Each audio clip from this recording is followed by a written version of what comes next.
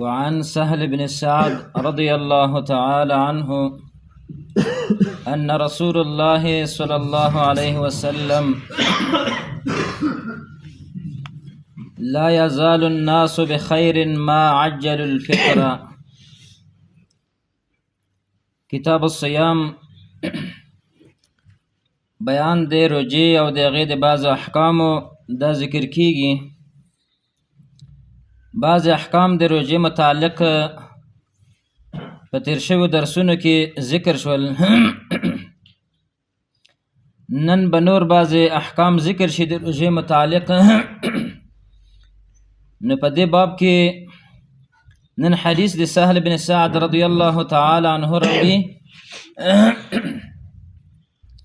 ان رسول الله صلی الله علیه وسلم قال وی نبی علیه الصلاة والسلام فرمایلی دي څه خبره کړې ده؟ لا یزال الناس بخیر، همیشه به وي د خلق په خیر باندې، یعنی په ښه حالت باندې به وي، دوی ته به خیرونه رسیږي. ما عجل الفطره، تر څو پورې چې دوی تلوار او جلدي کوي په روژې ماتولو سره. بل روایت کې راځي د ابو هريره روایت عن النبي صلى الله عليه وسلم قال الله عز وجل، نبی علیہ السلام فرمایلی چې الله رب العالمین ویلی دي څه خبره کړې؟ احب عباد الی اعجلهم فطرا، ډیر محبوب او خوښ بندگان ماته هغه څوک دي چې هغوی تلوار کوي، جلتی کوي په چا سره؟ په ماتولو د روژې سره. نو دواړه حدیثونه نه دا مسله راووتله چې د جماعت باندې تلوار کول دا څه دي؟ دا سبب د خیر دی، انسانانو ته یا مسلمانانو ته خیر په باندې رسیږي.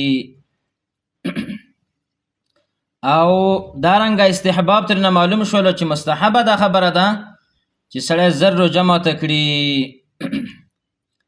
د دې نه دا معلومه شوله چې رد وشولو په هغه کسانو باندې چې هغوی وروستوالی کوي په چا کې؟ په روژه ماتي کې ښه وخت داخل شوی وي، لیکن دوی منتظر وي د دې چې د شپه ښه ډېره راوخیږي.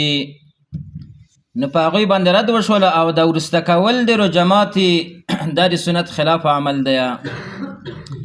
زموږ اکثره خلک په افغانستان او پاکستان کې چې لیدلی دي، نو دا خلک ډېر تلوار نه ورباندې کوي، بلکې وروسته کوي. او د وروسته کول دی روجې ماتولو دا د حدیثو خلاف عمل دی. او تلوار پې کول، جلتی پې کول، زر ماتول روجه، نو دا د سنتو مطابق عمل دی.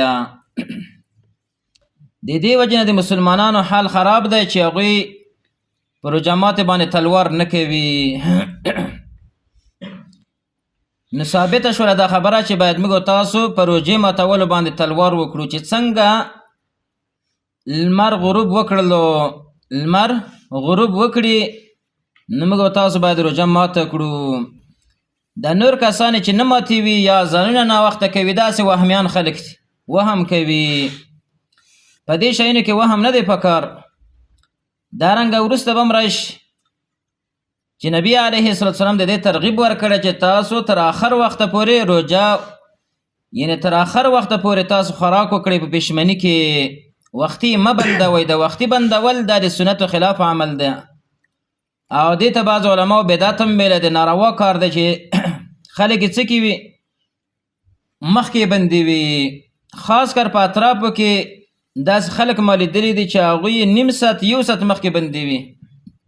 هغوی ته دا دینداري ښکاره کېږي چې دا والا ما دینداري وکړه او نیک عمل مې وکړو، لیکن خبر نه دی چې مثلا دا کار د سنتو خلاف دی او د اسلام خلاف دی. مخکې بندول دا بدعت دی، ناروا دی.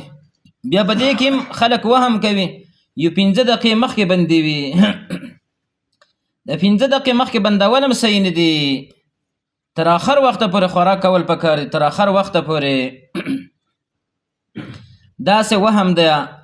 قرآن کریم دا خبره ذکر کړې ده، حتی یتبین لکم الخیط الابیض من الخیط الاسود، وی تر دې پورې تاسو خوراک وکړئ چې ښه ښکاره شي تبین د چا راشي د سحر راشي یعنی رڼا ښه راښکاره شي انسانانو ته بیا یې د خوراک بند کړي دا وختي بندول دا د سنتو خلاف کار دی دارنګه ناوخته خوړل دا د سنتو خلاف کار دی په دې کې بیا حکمت څه دی حکمت پکې دا دی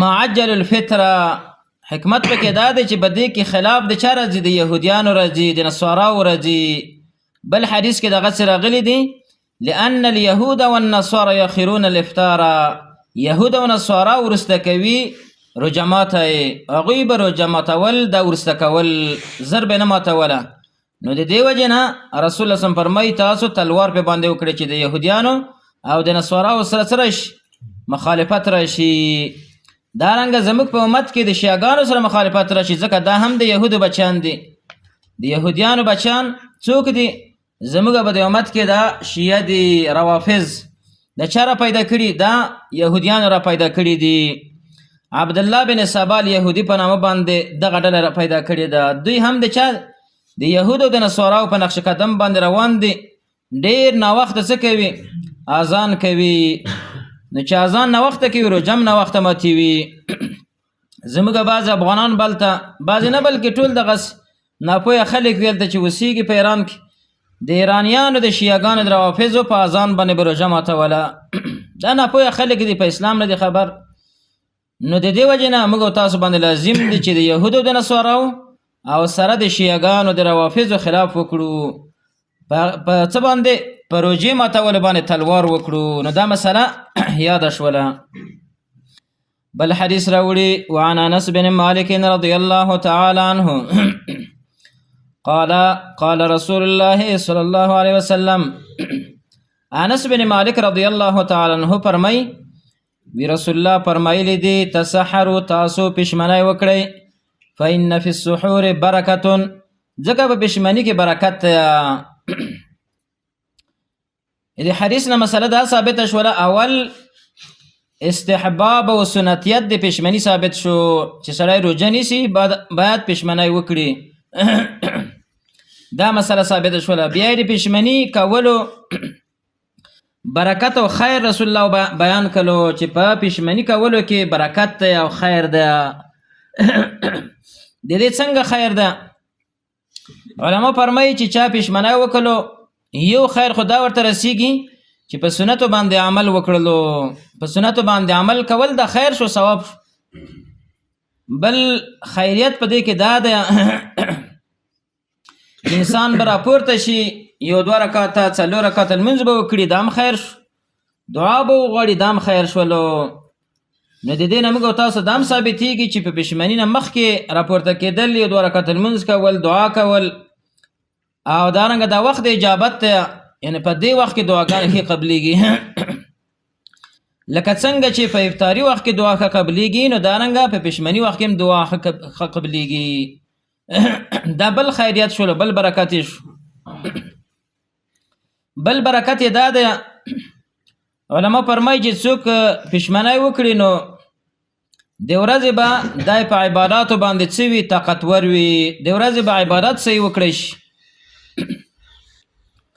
نو کله چې پښمنۍ سړی ونه کړي د ورځې به دای ضعیفه شي نور عبادتونه به محرومه شي او چې پښمنۍ کړی وي نو د ورځې به عبادات ښه وکړی شي دای بل خیریت او برکت شولو وعن سلمان بن عامر الزبي رضي الله تعالى عنه عن النبي صلى الله عليه وسلم قال سلمان بن عامر دا روایت کوي د نبی علیه الصلاة والسلام نه قال فرمای اذا افطر احدكم کله چې افطاری کوي یو کس تاسو نه روژه ماتي وي فلیفطر غد روژه ماته کړي على تمرن په خرما باندې فإن لم يجد که چیرته د خرما مونږ نه کله فلیفطر غد روژه ماته کړي على ماء په اوبو سره فإنه طهور نو دا پکوونکی دی د حدیث نه مسله سره وځي حدیث مشتمل دی په بعضو مسایلو سره اوله مسله دا ثابته شوله چې موږ تاسو کله روژه ماتیو نو روژه باید په څه باندې ماته کړی شي په خرما باندې ماته کړی شي بیا په دې کې دوه قسمه خرماوي دي. یو هغه خرما ده چې لمده وي تازه وي، په دې باندې افضله ده. او که چیرته لمده خرما میلاو نشي نو دویم قسم خرما په وچه خرما باندې روژه ماتول، دا ثابت شوله. بیا چې کله خرما سره بیخي موندنه کړي نو دویمه طریقه دا ده چې په اوبو باندې روژه ماته کړی شي. دا بله مسله شوله. بعضې خلکو دا خبره ما مخکې اورېدلې وه، وی چې کله اوبه هم نه وي نو بیا په مالګه باندې خرما هغه روژه ماتول، وی دا مستحب او سنت دي. لیکن ما دا خبره مونده نه کړه په قرآن او حدیث کې، او په دې پسې مې کوشش هم وکړو، تفتیش او تلاش. زاد المعاد ابن قیم رحم الله مې پسې وکتلو په هغې وختونو کې، نو په دې کې مې دا شی پیدا نه کړله. نو دا به هسې بې دلیله خبر وي. دلیل باندې چې ثابته ده د دوه شیونه دي، خرما ده او اوبه دي، نو مالګه پکې نشته. داسې دی بې دلیله خبر ده، د خلکو په ژبه باندې مشهوره شوې ده. بیا د دې حکمت څه ده؟